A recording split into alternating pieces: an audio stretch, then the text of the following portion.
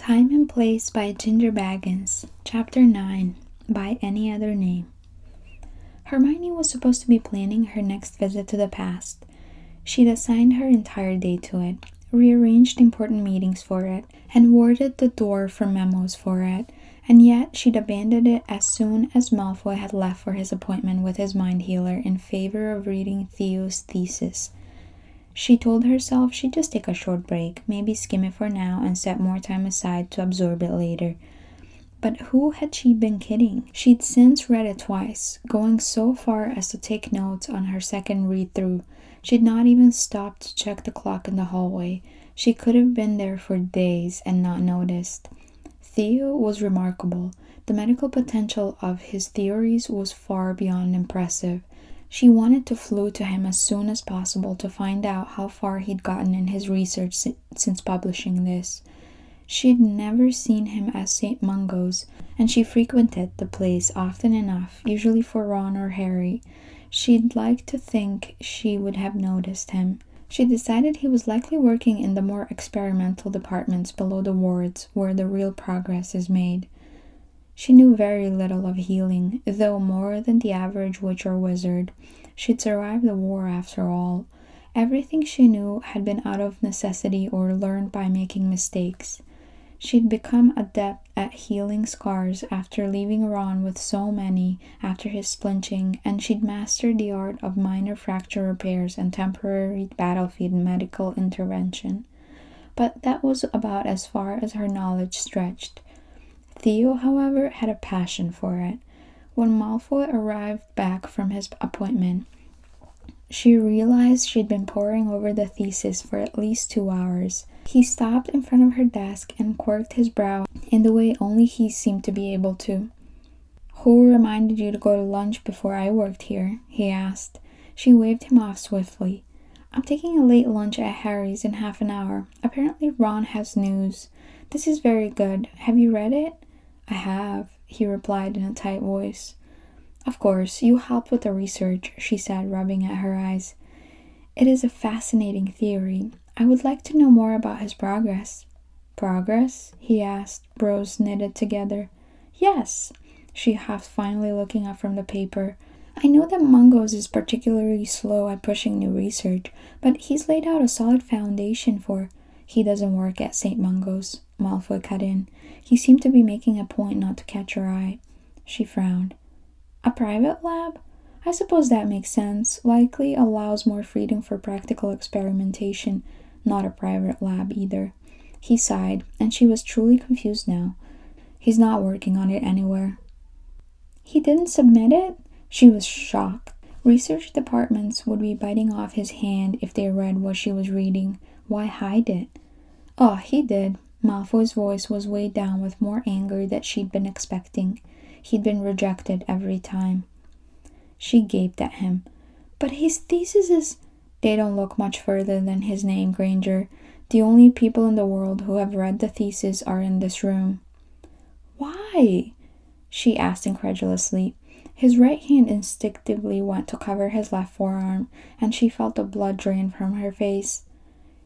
"You were both acquitted. He never even took the mark." She'd not testified in Theo's trial like she had in Draco's or Narcissa's, but she'd read the files. They had both suffered the consequences of their father's loyalties, but Theo's crimes were by association only. He'd not even needed to take a deal like Malfoy had.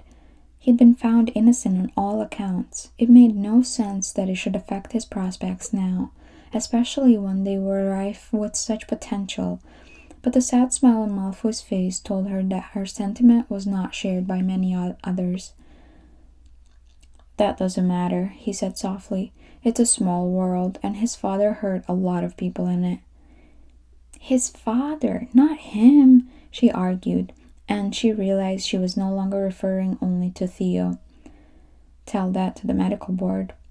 It took her only a moment of hesitation before she squared her shoulders and summoned fresh parchment and a pot of ink. Malfoy settled into the chair on the opposite end of her desk, eyeing her warily as she scribbled. "What are you doing?" "Telling it to the bloody medical board," she snapped, not looking up. He leaned forward in his chair, trying to get a look at the parchment. "You don't have to do that." Chairman Longhorn loves good publicity. He'll not ignore a recommendation from 1/3 of the Golden Trio.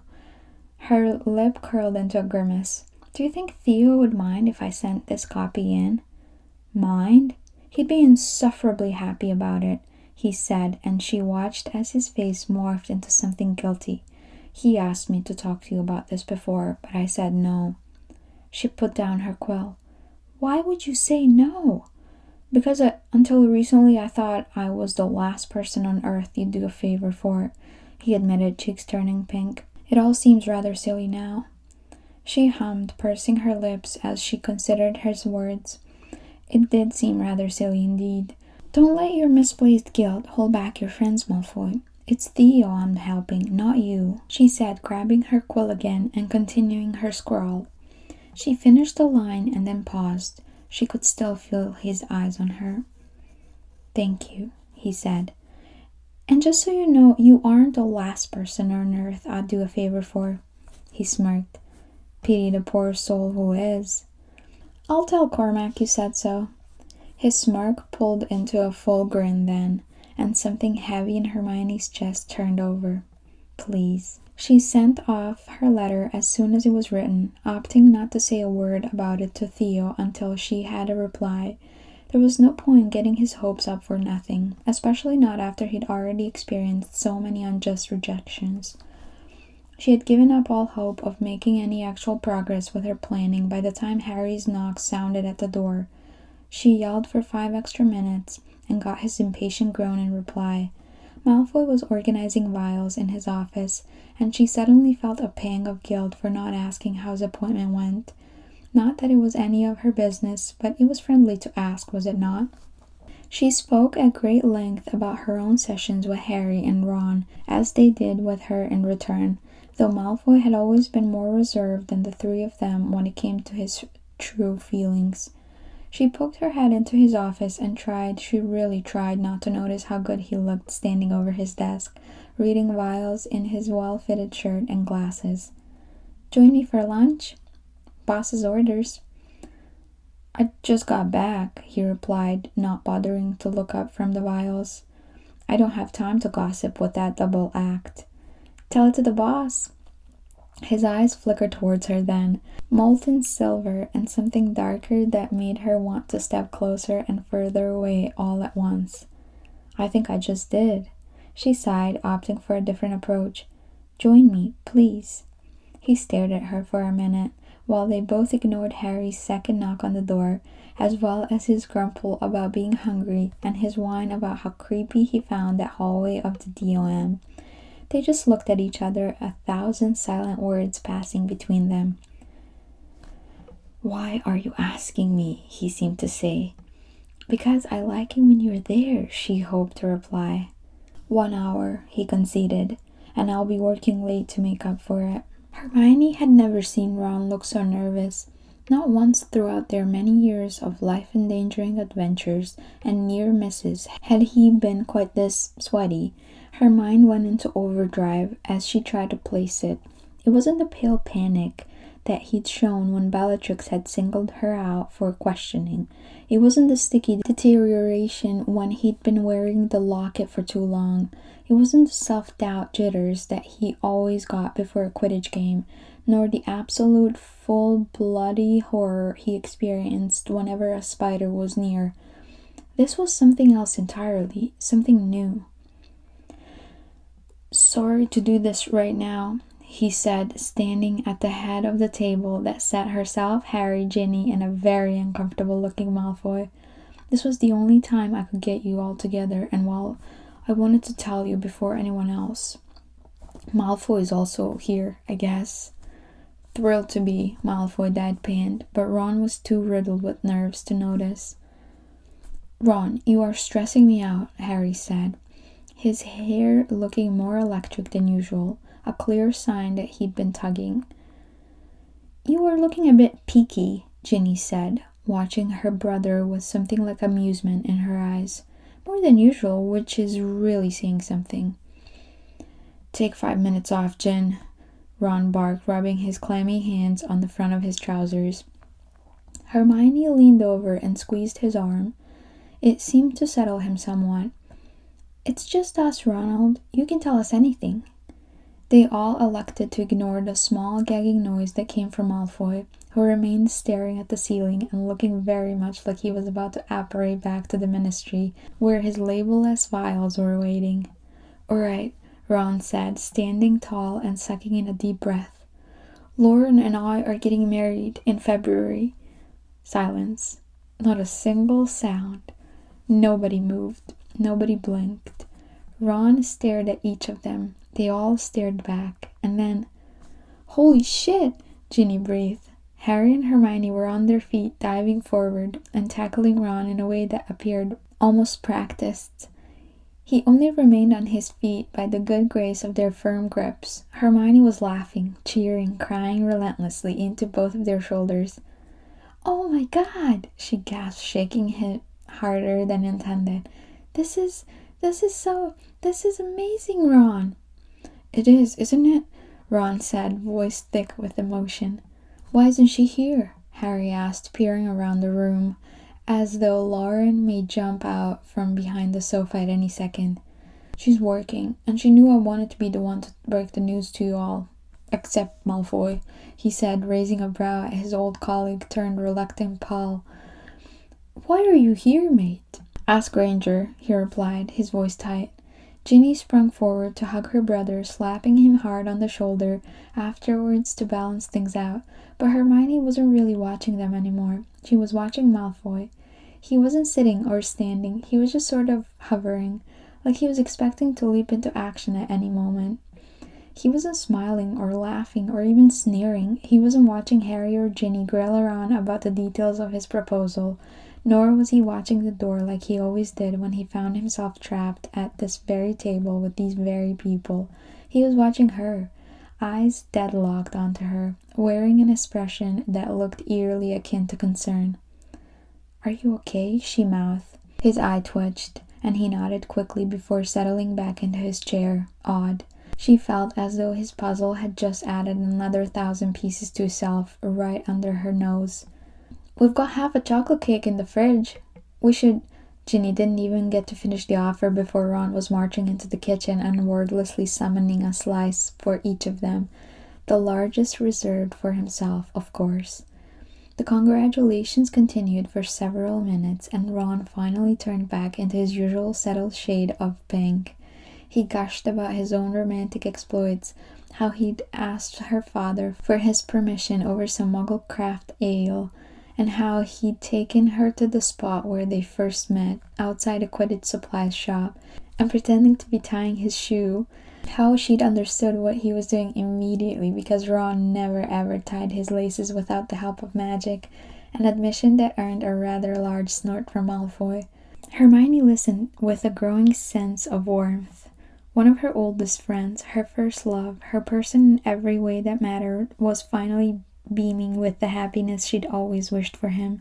Lauren was wonderful, and had never been anything but understanding of the unusual friendship that Ron shared with Hermione and Harry. She'd accepted them, and they accepted her.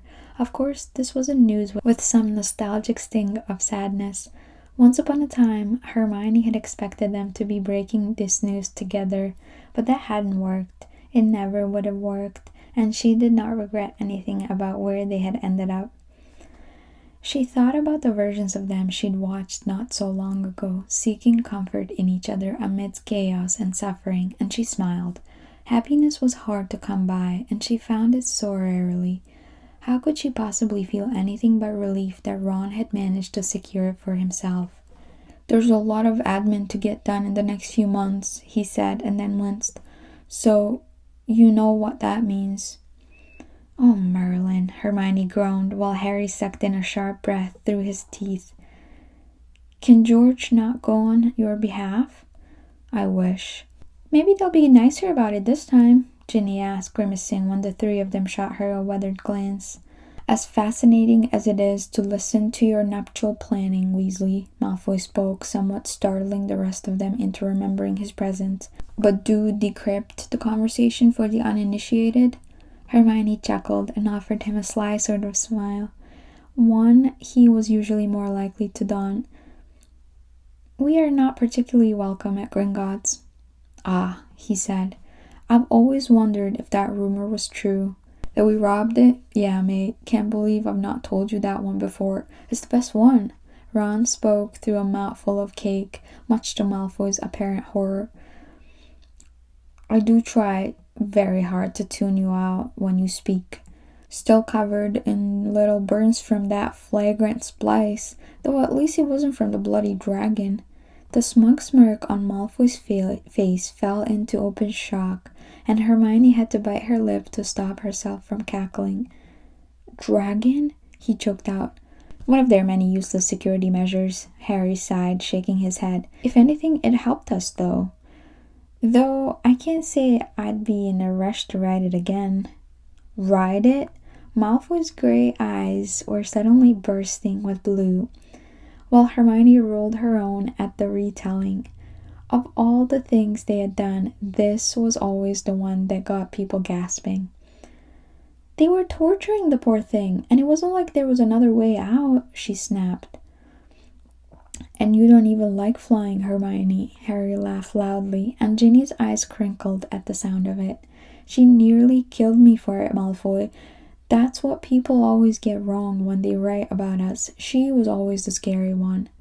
Still is, Ron huffed, and Hermione felt her face redden. She'd always liked rules. They offered structure, balance, and safety. They gave her a goal, they set her limits, they were achievable. She always liked rules, until the precise moment she didn't, and then she was just as reckless as the two men beside her, possibly more so. It was a fact that the two of them never let her forget. She set fire to Snape in first year, Harry added.